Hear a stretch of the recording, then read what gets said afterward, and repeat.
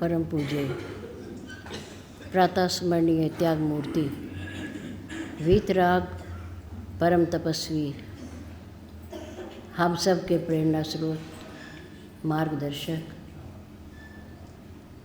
निस्वार्थ भाव से देश और समाज की सेवा करने वाले, हमारे और आपके जीवन का कल्याण करने वाले, लोक और परलोक को सुधारने वाले, परहित और परोपकार की साक्षात मूर्ति, अध्यात्म पथ के पथ प्रदर्शक हमारे श्री सद्गुरुदेव जी महाराज। बोल श्री सद्गुरुदेव महाराज की जय। अर्चनीय वंदनीय धर्म स्वरूप पूर्व समाज, भक्ति स्वरूप मातृशक्ति प्यारी बहन, प्रातः काल की शुभ वेला में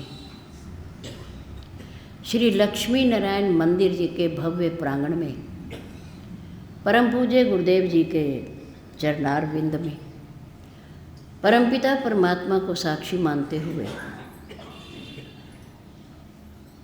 अपने अपने पैरों की चौकड़ी लगाकर बैठते हुए, शरीर को सीधा रखते हुए, मन को अपने पास लाते हुए, चित्त वृत्ति को एकाग्र करके बैठते हुए, चेहरे को मंच की ओर रखते हुए, आंखें खोल करके बैठते हुए, शांति का दान देते हुए, किसी भी प्रकार की हलचल को रोकते हुए, समय का सदुपयोग करते हुए, धर्ममय वातावरण में धर्म की चर्चा, जीवन सुधार की चर्चा, प्रभु की पवित्र पावनी चर्चा कहने और सुनने का प्रयास कीजिए। धन्यवाद। भगवत कथा का आज चौथा दिवस है।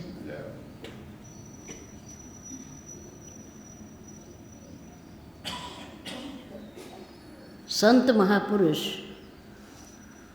दीपक के समान हैं और परमात्मा सूर्य है।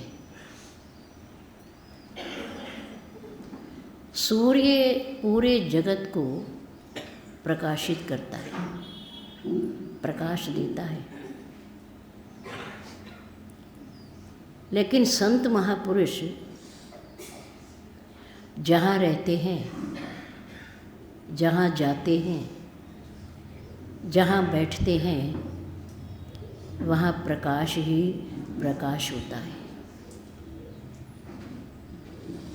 भले ही वो पूरी सृष्टि को रोशन नहीं कर सकते, प्रकाशित नहीं कर सकते, पर जहाँ वो होते हैं वहाँ तो प्रकाश होता ही है। त्रेता में एक युग की चार चौकड़ी में, सतयुग में कई अवतार हुए भगवान के। उन्होंने दुनिया को दिशा दी और धर्म की रक्षा की। त्रेता के अंत में भगवान श्री राम आए। उन्होंने विप्र, धेनु, सुर, संत, विप्र, धेनु, सुर, संत हित लीन मनुज अवतार। कलयुग के अंत में उन्होंने पारब्रह्म परमात्मा ने मनुष्य रूप लिया और धर्म की रक्षा की, ब्राह्मणों की रक्षा की, गौ माता की रक्षा की, संतों को, सज्जनों को सुख दिया और देवताओं को राक्षसों के चंगुल से छुड़ाया। त्रेता के अंत में, द्वापर के अंत में आसुरी शक्तियों को समाप्त करने के लिए भगवान श्री कृष्ण ने मथुरा में जेल के अंदर अवतार लिया, प्रकट हुए। लेकिन इस समय कलयुग में कल्प के चौथे युग में, अंतिम युग में, इस समय धरती पर कोई अवतार नहीं है। उस समय जब धरती पर परमात्मा का कोई अवतार नहीं है, उस समय ये संत महापुरुष ही दुनिया में आकर जहाँ तहाँ अपना प्रकाश फैलाते हैं, ज्ञान देते हैं, हमें संभालते हैं।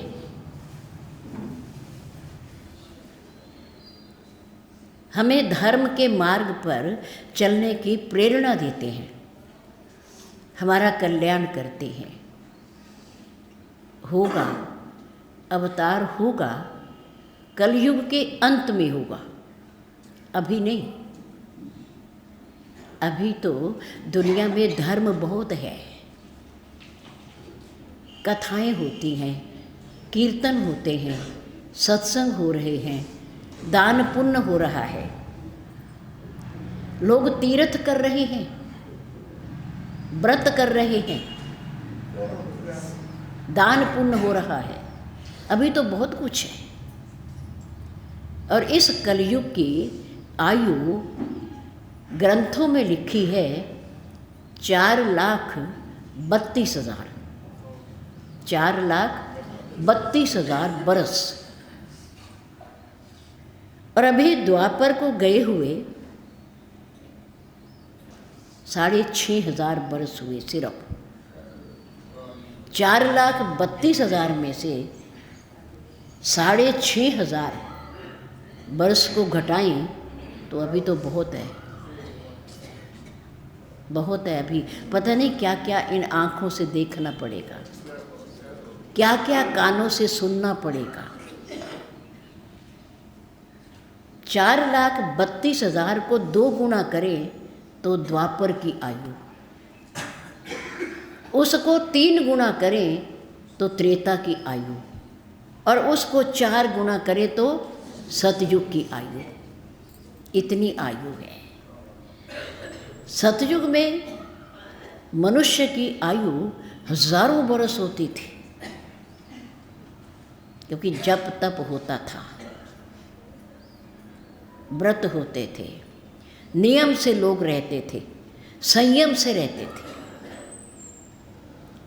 हजारों वर्ष की आयु में त्रेता में आकर कुछ घट गई, क्योंकि प्रमाण है भगवान श्री राम जी ने भी अयोध्या में 11,000 वर्ष तक राज्य किया, और रावण की बहुत लंबी आयु थी।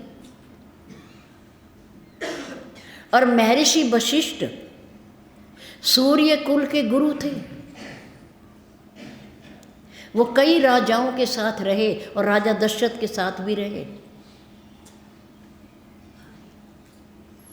उसके बाद द्वापर में आयु और घट गई कर्मों के हिसाब से,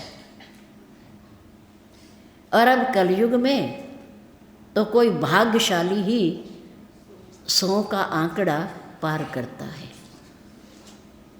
100 का आंकड़ा पार करता है, जिसके जीवन के नियम और संयम बहुत पक्के हो, खाना पीना नियमित हो, परहेज हो, और एक मनुष्य की तरह जिए, एक मानव की तरह जीवन जिए, तो भले ही 100 वर्ष का हो जाए, वरना 100 वर्ष भी पूरे नहीं होते। अल्प आयु में जा रही है। इसलिए अभी बहुत कुछ है। कलयुग के अंत में होगा अवतार परमात्मा का, क्योंकि हर युग के अंत में होता है। सतयुग में सब व्यक्ति ध्यानी और ज्ञानी होते हैं, इसलिए कई छोटे छोटे अवतार, कोई 1 दिन के लिए, कोई 2 दिन के लिए, कोई 4 दिन के लिए, कोई महीने भर के लिए। जैसे कच्छप अवतार हुआ भगवान का समुद्र मंथन के समय, समुद्र मंथन हो गया। मंदराचल पर्वत के नीचे भगवान कच्छप का अवतार लेकर विराजमान हुए, क्योंकि मंदराचल पर्वत मंथन करते समय नीचे धंस रहा था। उसे रोकने के लिए भगवान ने कछुए का अवतार लिया और उन्होंने अपनी पीठ से इस मंदराचल पर्वत को रोका, जिससे मंथन हुआ और 14 रत्न निकले। और भगवान नरसिंह का अवतार उतनी देर के लिए हुआ जितनी देर के लिए उन्होंने खंभे में से प्रकट हुए और हिरण्यकशिपु का वध किया, उतनी देर के लिए। और वराह अवतार उतनी देर के लिए हुआ जितनी देर के लिए हिरण्याक्ष, हिरण्यकशिपु के भाई, उस राक्षस का वध किया उन्होंने। उसके बाद वामन अवतार भगवान का उतनी देर के लिए हुआ जितनी देर के लिए राजा बल से उन्होंने 3 पग धरती नापी। उसके बाद वो अपने अपने धाम को चले गए। लेकिन 2 महा अवतार, लेकिन परशुराम जी का अवतार आज भी है, वो अमर है, वो आज भी हमारे बीच में हैं, सृष्टि में हैं। और उस समय भी थे जब प्रभु राम आए, जबकि एक अवतार के सामने दूसरा अवतार नहीं रहता, लेकिन भगवान राम जी के सामने परशुराम जी रहे।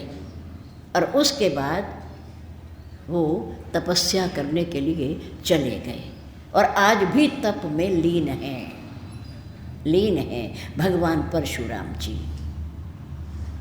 राम जी अपना कार्य करके चले गए, द्वापर आ गया।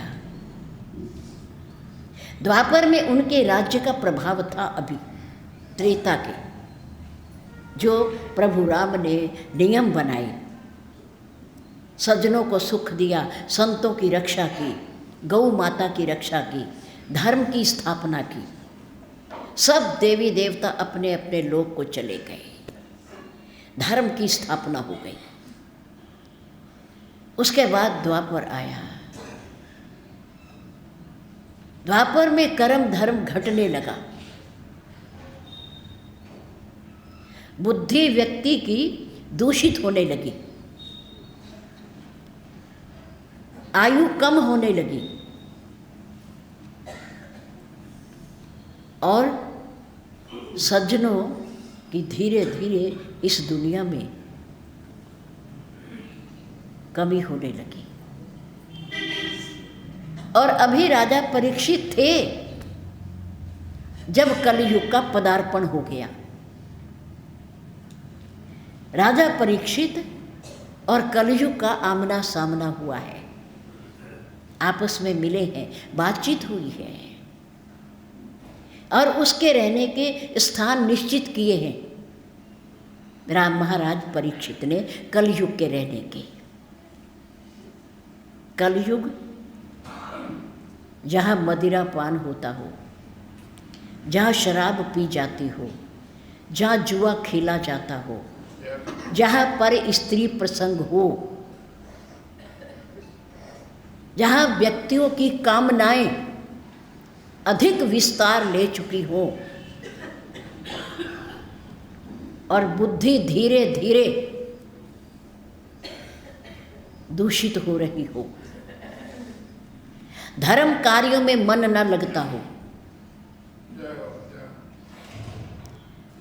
गौ हमारी माता है, प्राचीन काल से बात चली आ रही है, उसमें देवी देवताओं का निवास है, सबको पता है।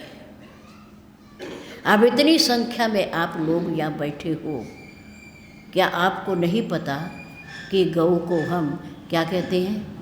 गाय को क्या कहते हैं? गाय। उसकी हम पूजा करते हैं। क्या करते हैं? पूजा करते हैं। गौओं के प्रति प्रेम के कारण और गौ पालन के कारण भगवान श्री कृष्ण का एक नाम गोपाल भी हुआ। गोपाल, गौओं को पालने वाले, गोपाल भी हुआ। कौन है ऐसा व्यक्ति जिसे पता ना हो कि गाय हमारी माता है? हम उसकी पूजा करते हैं, गऊ दान करते हैं, उनकी पूंछ को पकड़कर बैतरनी नदी को पार करते हैं, भव सागर से पार होते हैं। कौन नहीं जानता, सब जानते हैं। लेकिन कलयुग है ना, कलयुग है, कहना पड़ता है गऊ की रक्षा करो, गऊ की रक्षा करो, गाय को बचाओ, कटने से बचाओ, गो पालन करो, गो पालन करो, गऊ को चारा दो, भोजन दो, गाय को पानी पिलाओ, पानी पिलाओ। गऊ के लिए भोजन निकालो अपने घर से। प्रथम चपाती किसकी निकालनी चाहिए? गाय की निकालनी चाहिए। गोमुख, गऊ के मुख में पहली रोटी जानी चाहिए, उसके बाद अपने घर में खाना चाहिए।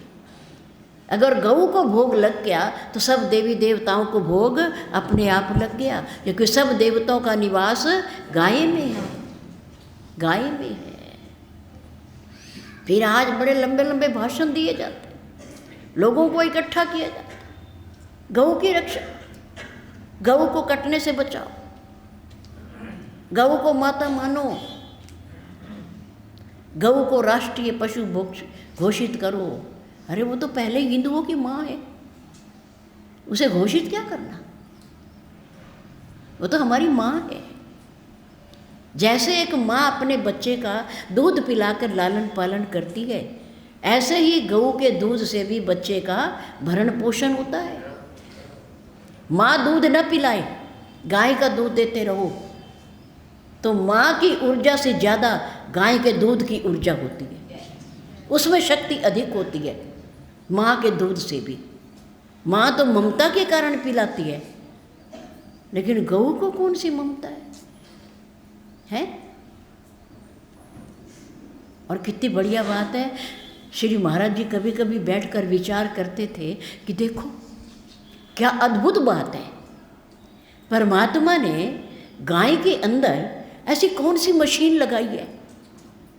आप भी विचार किया करो, गाय के अंदर ऐसी कौन सी मशीन लगाई है कि हरा डालो चारा और दूध निकले सफेद। चारा हरा डालो उन्हें, उनके आगे, और दूध कैसा निकले? सफेद निकले। ऐसी कौन सी अंदर मशीनरी है जो चारे को सफेद दूध के रूप में परिवर्तित करती है? कौन सी मशीन है? कभी आपका ध्यान गया? कभी आपने सोचा? हमें तो दूध से मतलब है। पर विचार करो, प्रभु की अद्भुत करनी कि हरा चारा डालो तो सफेद दूध निकले। ऐसी कौन सी मशीन है दुनिया में? बनी आज तक कोई? वैज्ञानिकों ने बनाई कोई ऐसी मशीन? नहीं बनाई। लेकिन सबसे बड़ा कारीगर कौन है? भगवान है, ईश्वर है। उसका किसी को कोई पता नहीं, कोई पता नहीं है। कितनी अद्भुत करनी है उसकी। तो गाय हमारी माँ है, हमारी माता। उसकी रक्षा के लिए भगवान अवतार लेते हैं। अब हम रक्षा नहीं करेंगे तो ईश्वर को आना पड़ेगा, फिर वो हमारी बुद्धि को ठीक करेगा, हमारे से उसकी सेवा कराएगा और खुद भी करेगा, खुद भी करेगा। इसलिए संत दीपक हैं जो दुनिया में प्रकाश करते हैं। इस समय कोई अवतार नहीं, लेकिन उन अवतार की अनुपस्थिति में उनके स्थान पर संत महापुरुष आगे बढ़ कर के समाज का कल्याण करते हैं और उनका मार्गदर्शन करते हैं। जय हो।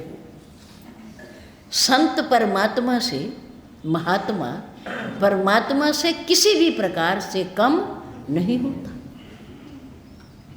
शबरी महात्मा ही तो है, संत ही तो है, साधु ही तो है, वो भगवान का भक्त ही तो है। भगवान राम स्वयं चल करके उनके द्वार पर आए। महापुरुष बहुत मिले रास्ते में, लेकिन उनसे पता पूछा कि शबरी माँ कहाँ मिलेगी, शबरी माँ कहाँ मिलेगी। उनके स्थानों पर नहीं गए, ढूंढते ढूंढते माँ शबरी के स्थान पर आ गए। माँ ने देखा प्रभु आए, माँ की आंखों से आंसू बह रहे हैं और कह रही है, राम आप आ गए क्या, आप आ गए, आ गए आप।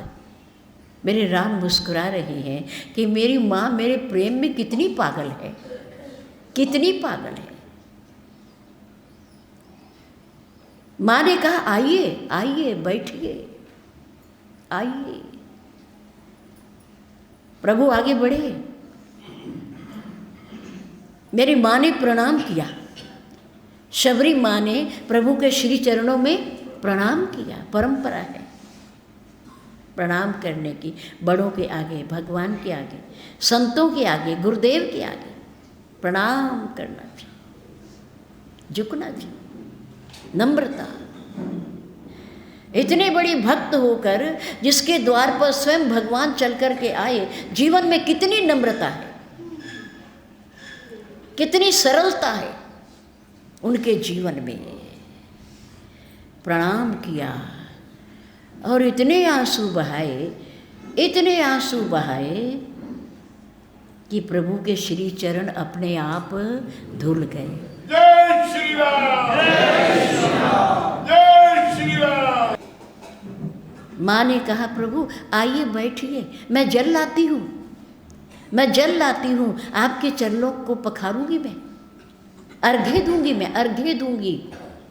प्रभु ने कहा, नहीं माँ, अब उसकी कोई जरूरत नहीं, तेरे प्रेम अश्रुओं ने मेरे चरण पहले ही धुल दिए हैं, पहले ही धो दिए हैं, पहले ही धो दिए हैं। अब और जल की कोई आवश्यकता नहीं है। माँ खड़ी हो गई, हाथ जोड़कर स्तुति करने लगी। पानी जोरी आगे भई टाड़ी, प्रभु ही बिलो की प्रीति अति बाड़ी। प्रेम तो पहले भी था, प्रीति तो पहले भी थी, तभी तो राम आए हैं। लेकिन उनको स्वयं अपने सामने देख करके प्रीति और छा गई हृदय में, और छा गई, और प्रेम उमड़ पड़ा। क्योंकि जो अब तक अंदर था वो बाहर आके सामने खड़ा हो गया, खड़ा हो गया। प्रमाण प्रत्यक्ष प्रत्यक्ष हो गए, प्रभु सामने आ गए। माँ गदगद हो रही है। पानी जोरी आगे बैठाड़ी, प्रभु ही बिलो की प्रीति अति बाड़ी। प्रभु कही विधि अस्तुति करो मैं तुम्हारी। प्रभु मैं इस योग्य नहीं कि मैं आपकी प्रार्थना करूं, आपकी विनती करूं, आपकी स्तुति करूं, मेरे पास कोई शब्द नहीं है। कई विधि अस्तुति करूं मैं तुम्हारी, क्योंकि अधम जाति मैं जड़मति भारी। मेरे पास बुद्धि नहीं है, मैं आपकी स्तुति प्रार्थना कैसे करूं? आप आए हो, मैं आपका स्वागत कैसे करूं? मुझे नहीं आता प्रभु स्वागत करना। माँ जिनके द्वार पर स्वयं भगवान खड़े हैं, वो माँ कह रही है। कितनी नम्रता है जीवन में। कई विधि अस्तुति करूं तुम्हारी, अधम जाति में जड़मति भारी। अधम ते अधम अधम अति नारी, तिन मऊ मैं मति मंद अघारी। अपने आप को नीच आज कोई कह के देखे किसी को, हैं कपड़े फाड़ देगा। लेकिन मेरी माँ एक बार नहीं, 4 बार, 4 बार अधम जाति मैं जड़मति भारी, फिर अधम ते अधम अधम अति नारी, 4 बार। मेरी माँ ने अपने आप को कितनी बार कहा? 4 बार कहा मैं अधम हूँ, मैं नीच हूँ, और नीच जाति में से भी मैं नारी हूँ, महिला हूँ, मैं महिला। प्रभु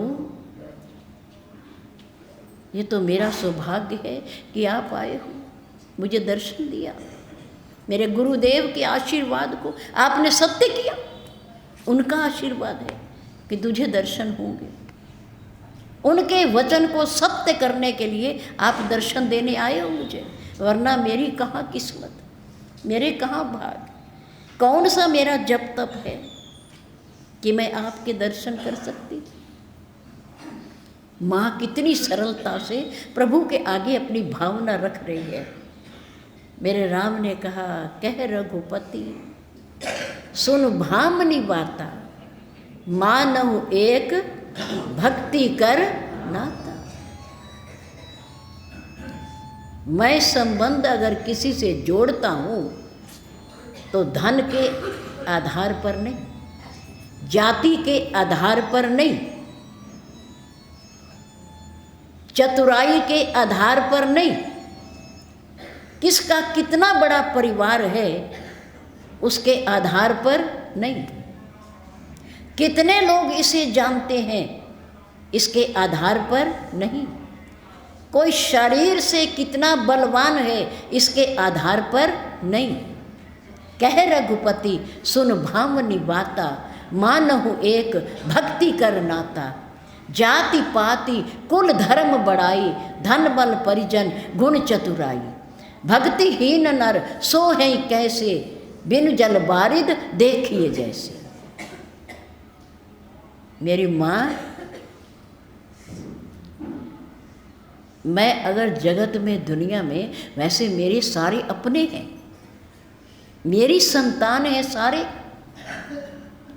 लेकिन मैं संबंध किसके साथ स्थापित करता हूँ, अपना किसे मानता हूँ, है सारे मेरे अपने, पर मैं अपना किसे मानता हूँ, जिसके पास मेरी भक्ति होती है, प्रेम होता है, हृदय का अमृत होता है, उसे मैं अपना मानता हूँ, अपना मानता हूँ।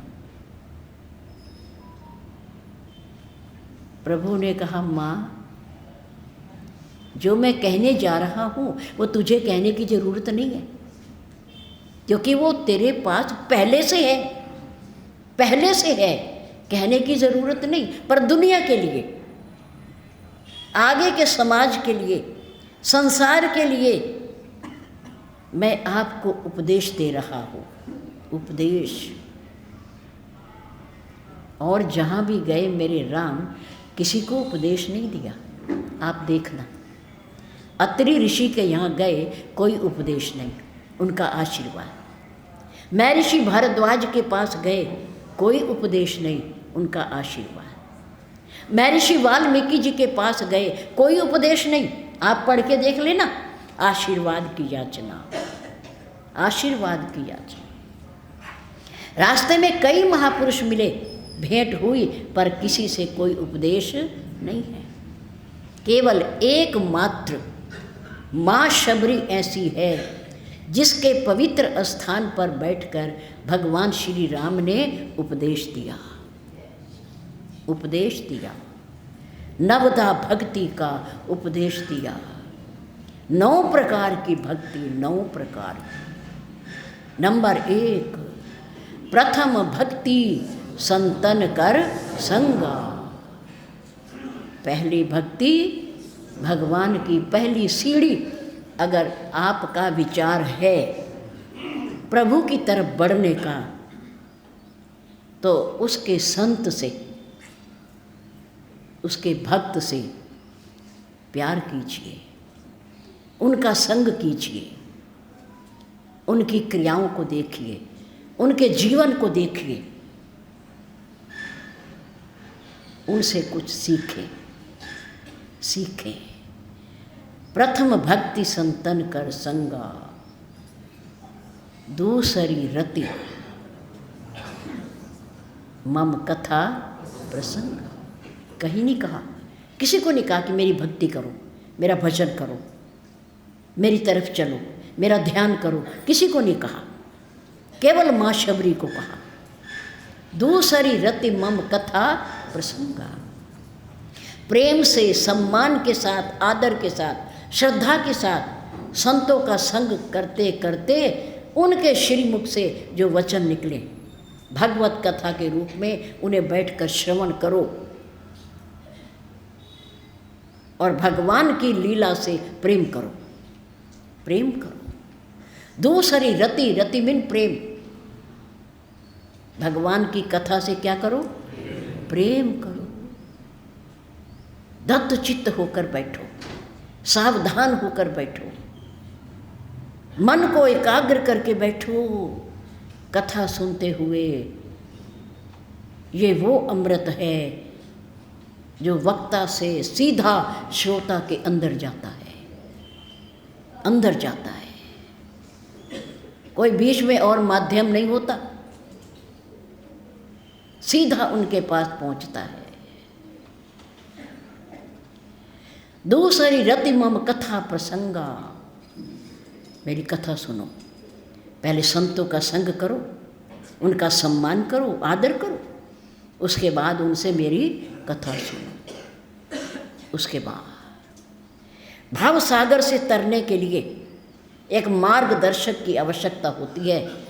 उसके लिए जिन संतों पर आपको विश्वास हो, जिनके प्रति आपकी श्रद्धा हो, प्रेम हो, उन्हें आप गुरुदेव के रूप में स्वीकार कीजिए, गुरुदेव के रूप में। क्योंकि तीसरी भक्ति मेरे राम की गुरुपद पंकज सेवा, गुरु के चरण कमलों की सेवा। सेवा, सेवा का अर्थ ये नहीं कि उनके पास डट के बैठो। सेवा का अर्थ ये है कि जो उन्होंने उपदेश किया है, जो प्रवचन किया है, जो कथा सुनाई है, जो जीवन लाभ की बात बताई है, उस पर हम अमल करें, उसका हम मनन करें जो हमने सुना है। गुरुपद पंकज सेवा, अपने गुरु के श्री चरण कमलों की सेवा प्रभु राम ने भी की है। जब विश्वामित्र जी शयन करते थे, सोते थे, तो राम जी आकर उनके चरण कमल दबाते थे, सेवा करते थे। भगवान श्री कृष्ण ने भी गुरुकुल में अपने गुरुदेव महर्षि सांदीपनी के श्री चरण कमलों की सेवा की है। देवता लोग भी करते हैं, उनके पास भी मार्गदर्शक है, गुरु है, उनके पास भी सद्गुरुदेव हैं। वो कौन है? महर्षि बृहस्पति देव। बृहस्पति देव, महर्षि वशिष्ठ तो सूर्य कुल के कुल गुरु हैं, लेकिन भगवान बृहस्पति जी देवताओं के गुरु हैं। वो उनकी सेवा करते हैं, उनसे सलाह लेते हैं, उनकी बात को मानते हैं। भरतलाल जी माँ राम को मनाने जा रहे हैं चित्रकूट पर। भरतलाल जी का प्रेम राम जी के प्रति अथाह सागर, अथाह सागर, जिसकी कोई था ही नहीं है, इतना प्रेम है, इतना प्रेम भरतलाल जी का राम जी के प्रति। उनकी भावना है कि मैं राम जी को वापस लाऊं अयोध्या में और राज सिंहासन पर उन्हें बिठाऊं, वो राजा बने। पर यदि राम वापस आना स्वीकार न करें तो उनके स्थान पर वन में मैं जाऊं और राम मेरे वापस आए, राम मेरे वापस आए, उनकी भावना है। और प्रभु राम भी भरतलाल जी से बहुत प्रेम करते हैं। भरत प्राण प्रिय पावही राजू, विधि सब विधि मोहि सन्मुख आजू। प्राणों के समान मेरा भाई भरत। लक्ष्मण जी और भरतलाल जी में अंतर है। प्रेम लक्ष्मण जी का भी कम नहीं है, लेकिन लक्ष्मण जी का प्रेम किसी और तरह का है और भरतलाल जी का प्रेम किसी और तरह का है। लक्ष्मण जी का प्रेम है कि गुरु पित मात न जानू काहू, मेरे गुरु भी आप हो, मेरी माँ भी आप हो और मेरे पिता भी आप हो। मैं किसी को जानता ही नहीं, मैं नहीं किसी को जानता। तो क्या हम मान लें कि लक्ष्मण जी के गुरु या माता पिता नहीं है? वो उन्हें प्रणाम नहीं करते होंगे, उन्हें नहीं मानते होंगे? मानते होंगे, लेकिन सर्वोपरि उनके लिए कौन है? उनके लिए राम है। राम ही सर्वोपरि है उनके लिए। उनके सामने गुरु पित मात न जानू का, नाथ स्वभाव कहंग पति आहूँ, मेरे ऊपर विश्वास करो, विश्वास करो प्रभु, मैं माता पिता गुरु को नहीं जानता, मेरे लिए सब कुछ आप हो, सब कुछ आप हो। वो बोल लेते हैं, अपने मन की बात को बोल कर कह लेते हैं, लेकिन भरत जी मुख से बोलते कुछ नहीं है, कुछ नहीं है। मेरे राम को यही चिंता रहती है कि लक्ष्मण तो नटखट है, लक्ष्मण तो चंचल है, वो क्रोध भी कर लेता है, वो कह भी लेता है, अपनी मनवा भी लेता है, लेकिन मेरा भाई भरत तो साधु है, साधु है, वो अपने मुख से कुछ कहता नहीं है। मुझे उसकी चिंता लगी रहती है। जो बच्चा माँ का सीधा होता है, सरल होता है, थोड़ा सा माँ को उसकी चिंता अधिक होती है। जो अपने आप सब काम कर लेता है, जो नटखट होता है, जो शरारती होता है, जो चंचल होता है, उसकी तरफ माँ कुछ ध्यान कम देती है। सरल बच्चा तो भरतलाल जी सरल हैं, साधु हैं, और लक्ष्मण जी चंचल हैं, नटखट हैं। वो कह भी लेते हैं और मनवा भी लेते हैं, लेकिन भरतलाल जी कहते ही नहीं, तो मनवाएंगे क्या? क्या बनवाएंगे? भरतलाल जी का प्रेम अथाह है, सागर की तरह, समुद्र की तरह। जैसे समुद्र की किसी ने था नहीं पाई, ऐसे भरतलाल जी के, राम जी के प्रति प्रेम की भी किसी ने था नहीं पाई। जय श्री राम, जय श्री राम, जय श्री राम, जय श्री राम, जय श्री राम, जय श्री राम। महर्षि वशिष्ठ कह रहे हैं कितनी बड़ी बात कि राम चित्रकूट पर, राम मैं आपको क्या कह रहा हूँ या क्या कहने जा रहा हूँ, इसका पता मेरी बुद्धि को नहीं है। वशिष्ठ कह रहे हैं, ब्रह्मा जी के मानस पुत्र, विधाता के राम जी को कह रहे हैं कि राम मैं आपको क्या कह रहा हूँ और क्या कहने जा रहा हूँ, इसका मेरी बुद्धि को पता नहीं है। क्यों? आपकी बुद्धि कहाँ चली गई? आप तो ज्ञानवान हो, आप तो तपस्वी हो, आप हमारे कुल के कुल गुरु हो, आप जो कहोगे मैं उसका पालन करूँगा। महर्षि वशिष्ठ ने कहा नहीं नहीं राम, मेरी बुद्धि भरतलाल जी के प्रेम के प्रवाह में बह गई है, बह गई है। इतना तेज है उसके प्रेम का प्रवाह कि मेरी बुद्धि भी उसमें बह गई है। मैं तुम्हें क्या कह रहा हूँ मुझे नहीं पता, मेरी बुद्धि भी उसके बस में हो गई है, भरतलाल जी के बस में। इतना बड़ा साधु है भरतलाल, अंतर है इन दोनों में। इसलिए लक्ष्मण जी राम जी के साथ रहे, और थोड़ी भी अवज्ञा अगर राम जी की किसी ने करने की कोशिश की तो वो आगे आकर खड़े हो गए, आगे आकर खड़े मुकाबला करने के लिए। माता पिता के विषय में भी बहुत कुछ कहा उन्होंने जब वनवास मिला, लेकिन नहीं, राम जी सरल हैं, राम जी सहज हैं, राम जी मर्यादा पुरुषोत्तम हैं। वो जो कुछ भी कहेंगे मर्यादा के अंदर रहकर करेंगे, करेंगे भी और कहेंगे भी।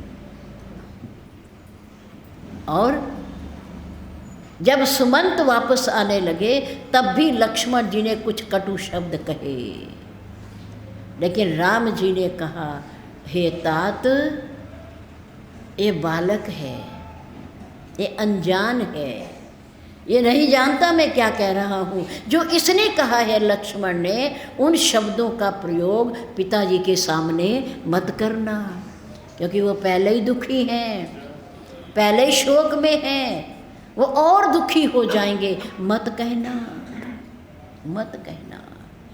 राजा दशरथ का और माता का मुकाबला करने के लिए खड़े हो गए लक्ष्मण जी। राम से इतना प्रेम है, इतना प्रेम है। वास्तव में भाईचारा इसे ही कहते हैं, भ्रातृ प्रेम इसे ही कहते हैं।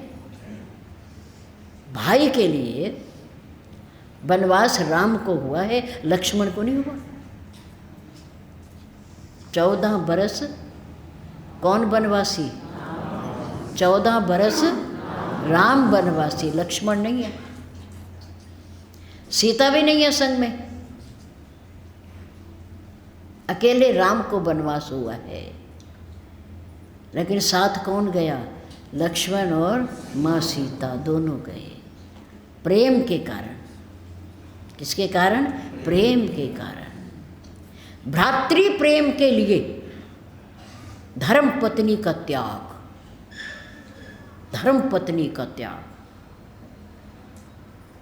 आज के युग में कितना समझा लो, कितना पढ़ा लो, पत्नी के लिए भाई का त्याग तो है, पर भाई के लिए पत्नी का त्याग नहीं है।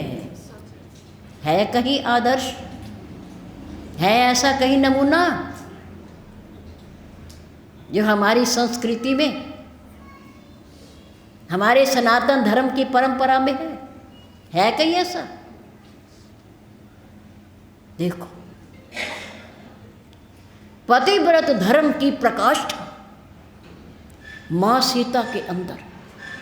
सीता को वनवास नहीं, लेकिन वन में गई, पति के साथ गई।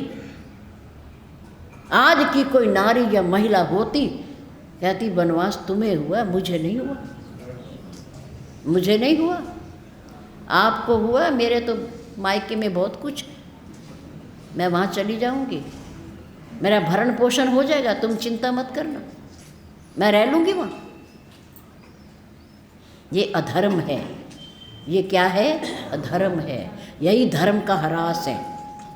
यही जब जब होई धर्म की हानि, बाढ़ई असुर अधम अभिमानी।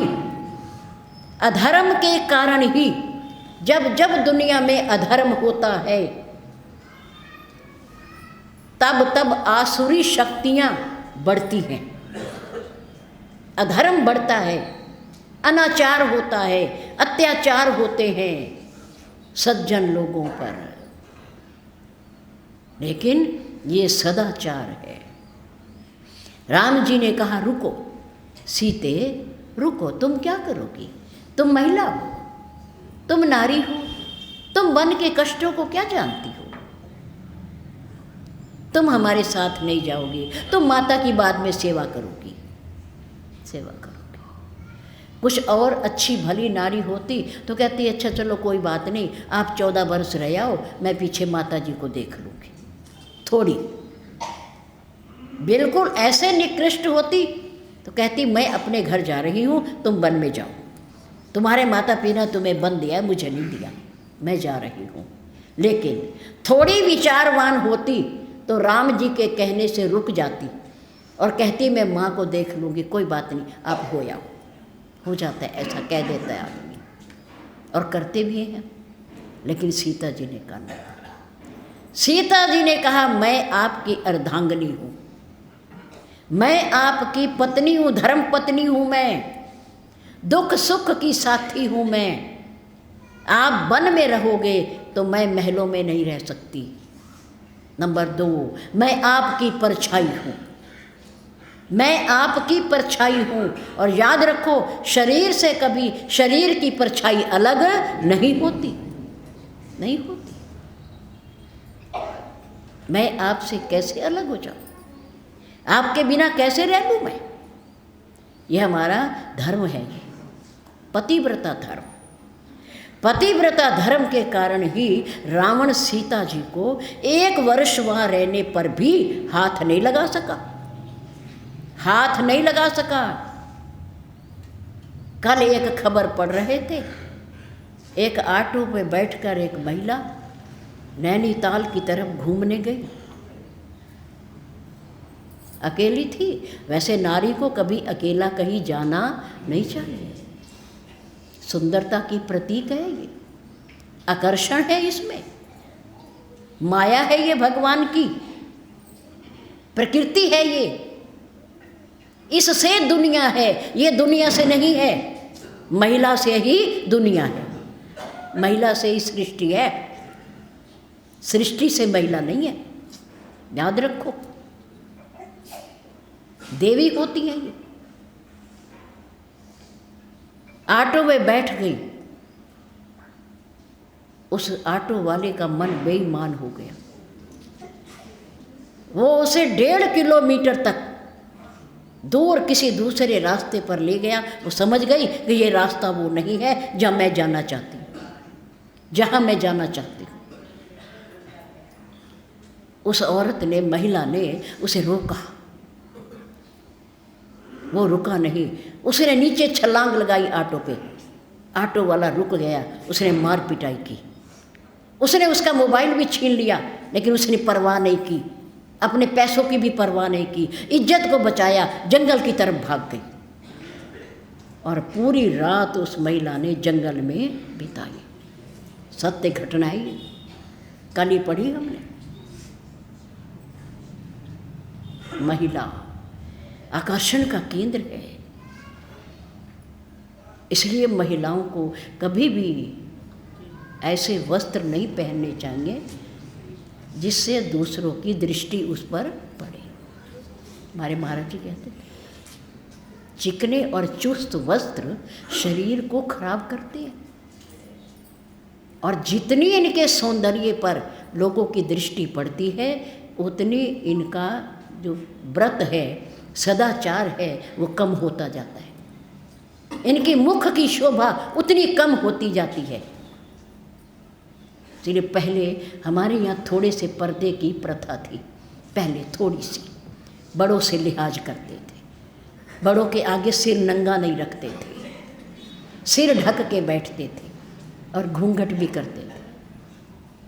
लेकिन अब जमाना कुछ आगे बढ़ गया, समय कुछ ऐसा आ गया, और हम कहते हैं समय के साथ दौड़ो, वक्त के साथ चलो तो कोई हमें कुछ समझेगा। अगर हम वक्त की दौड़ के साथ ना दौड़े तो हम पीछे रह जाएंगे, हम पीछे रह जाएंगे। अरे वक्त के साथ आपको दौड़ने की क्या आवश्यकता है?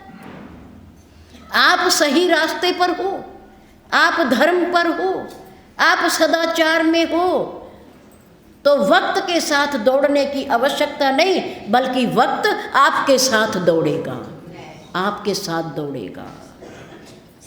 वक्त आपका है,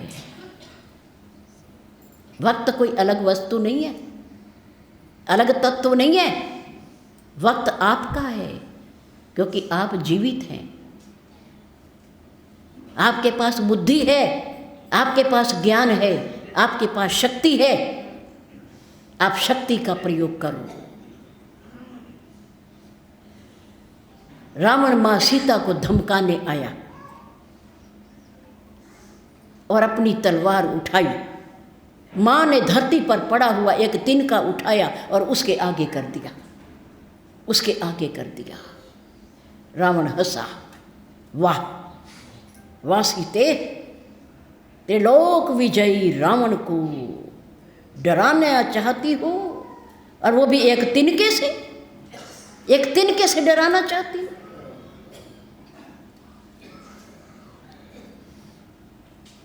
माँ सीता ने कहा, रावण याद रख, याद रख, इंद्र के बेटे जयंत के पीछे मेरे स्वामी ने एक तिनका लगा दिया था। एक तिनका, एक तिनके के कारण वो त्रिलोकी में घूमा। उसे किसी ने बैठने को नहीं कहा और पानी भी नहीं पूछा, पानी भी नहीं पूछा। और उसके सगे पिता ने भी कहा जाओ जाओ यहाँ से, ये तुम्हें तो मारेगा ही, साथ में मुझे भी मार लेगा, मुझे भी मारेगा, निकलो यहाँ से। पिता ने भी निकाल दिया, ब्रह्मा जी ने भी निकाल दिया। जहाँ जहाँ गया सब ने धक्का दिया उसे। रावण ये वो तिनका है, वो तिनका है। हनुमान जी जब वापस जाने लगे माँ का समाचार लेकर, तो माँ ने कहा, तात शक्रसुत कथा सुनायूं। मेरे राम को, मेरे पति को, स्वामी को इंद्र के देवता जयंत की कथा सुनाना, याद दिलाना कि जब एक छोटा सा प्रहार मेरे पैर पर किया, रक्त बहा, तो मेरे स्वामी ने मेरी रक्षा के लिए प्रेम के कारण जयंत के पीछे एक तिनका लगा दिया, एक तिनका लगा दिया। और मेरी रक्षा के लिए खर और दूषण को एक ही बाण से मार डाला। क्या इस रावण को मारने के लिए मेरे स्वामी के पास कोई बाण नहीं है? मैं इतना दुखी हो रही हूँ, इतना दुखी हो रही हूँ, मैं कितनी परेशान हूँ। मैं यहाँ चारों तरफ राक्षसियाँ खड़ी रहती हैं, निशाचरियाँ मुझे सताती रहती हैं, मुझे अपशब्द कहती रहती हैं। मैं कितना सहन कर रही हूँ, कितना सहन कर रही हूँ। हनुमान जी ने कहा, माँ हो सकता है कि इस रावण के पीछे भी मेरे स्वामी ने कोई बाण लगा रखा हो। माँ, अभी आपने रावण के सामने एक तिनका उठाया था। हाँ, तुम देख रहे थे। हाँ, मैं देख रहा था पेड़ पर बैठा हुआ। आपने एक तिनका उठाया, उसकी ओट ली और आपने कहा, खल हे मूर्ख, सुधि नहीं तब रघुवीर बाण की। तुझे मेरे राम के बाणों का पता नहीं है कि उनके तर्कस से जब धनुष बाण निकलता है तो तब वापस आता है जब किसी का नाश कर देता है, वध कर देता है। तुझे पता नहीं है मेरे राम के बाण में कितनी ताकत है, कितनी महिमा है। वो तिनका मेरे राम का बाण ही था। और माँ, हो सकता है कि उन्होंने एक बाण के रूप में मुझे रावण के लिए यहाँ भेजा हो। जिमी अमोघ रघुपति कर बाना, यही भांति चले हो हनुमान। जिमी अमोघ रघुपति कर बाना, हनुमान जी ऐसे चले समुद्र को पार करने के लिए जैसे राम के तर्कस से निकलकर कोई अमोघ बाण जा रहा हो, कोई अमोघ बाण जा रहा हो। माँ, रावण के पीछे भी बाण लगा हुआ है और उस बाण की शक्ति को आज आप देखोगी, आंखों से देखोगी। माँ सीता ने उस बाण से, हनुमान रूपी बाण से रावण की प्रिय वाटिका अशोक वाटिका को उजड़ते हुए देखा, उजड़ते हुए देखा, राक्षसों को मरते हुए देखा और रावण की सोने की लंका को जलते हुए देखा, जलते हुए देखा। अब वापिस आए हनुमान जी माँ से आज्ञा लेने। माँ, बाण का प्रताप देखा, देखा आपने? वाटिका उजड़ गई, किसने उजाड़ी? बाण ने उजाड़ी। राक्षसों को मारा इतने बड़े बड़े, और उसके पुत्र महाबली अक्षय कुमार को जिसका कभी क्षय नहीं हो सकता था, वो मर गया, वो चला गया। उसको किसने मारा? उस बाण ने मारा। बाण का प्रवेश हो चुका है लंका में माँ, तुम चिंता मत करो। बिना वस्त्र के, बिना घी और तेल के, बिना अग्नि के पूरी लंका जल करके भस्म हो गई। किसके कारण? उस एक बाण के कारण, एक बाण के कारण। माँ तुम चिंता ना करो, रावण को मारने की शक्ति तो मेरे पास भी है, मेरे पास भी है, लेकिन मेरे राम का आदेश नहीं है। मैं तुम्हें आज ही ले जाऊं, इस लंका में से उठा करके मैं तुम्हें आज अकेला ही ले जाऊं, लेकिन मेरे राम की आज्ञा नहीं है। मैं चाहता हूं कि आपको ले जाने का, रावण को मारने का यश मुझे ना मिले, मेरे राम को मिले, मेरे राम को मिले, मुझे न मिले। शक्ति मेरे पास है, मैं कर सकता हूँ। भगवान राम ने त्रिजटा को सपने में बता दिया, रावण के थोड़े दिन रह गए हैं, रावण मरने वाला है। एक बानर आया हुआ है बाण के रूप में, वो इस सोने की लंका को जलाएगा, जलाएगा। और ऊपर बैठे हुए हनुमान जी सुन रहे हैं त्रिजटा क्या कह रही है। सपने बानर लंका जारी, जात उदान सेना सब मारी। राक्षसों की सेना भी मर गई, सपने में मर गई, लंका भी जल गई। एक बानर भी आ गया, एक विभीषण को छोड़कर, और किसी को नहीं पता कि बंदर आया है, हनुमान जी आए हैं, केवल उन्हें पता है। लेकिन त्रिजटा कह रही मैंने सपने में देख लिया। सपने में किसने दिखाया? अंदर बैठे हुए राम ने दिखाया कि ये सब कुछ होने वाला है, तुम देख लो, तुम देख लो, ये सब होने वाला है। अब सपने में देख लो, फिर प्रत्यक्ष देख लेना, फिर प्रत्यक्ष देख लेना, अब सपने में देख लो। हनुमान जी ने कहा कोई और दूसरा बंदर तो है नहीं, बंदर तो मैं अकेला ही हूँ, अकेला ही आया हूँ। और मुझे राम जी ने कुछ ऐसा कहा भी नहीं कि तुमने राक्षसों को मारना है। उन्होंने तो सीता जी को अंगूठी दी, वो दे करके उनका कुशल समाचार लेकर मुझे वापस जाना है, मुझे वापस जाना है। पर ये सब क्या हो गया? और फिर मेरे पास तो कोई आग लगाने का साधन ही नहीं है, आग लगेगी कैसे इतनी बड़ी लंका में? हनुमान जी ने कहा जिस भगवान ने प्रेरणा करके त्रिजटा को सपना दिया है, ये काम भी वही करेगा, वही करेगा। मैं कौन करने वाला? करने वाला तो वही है, वही करेगा।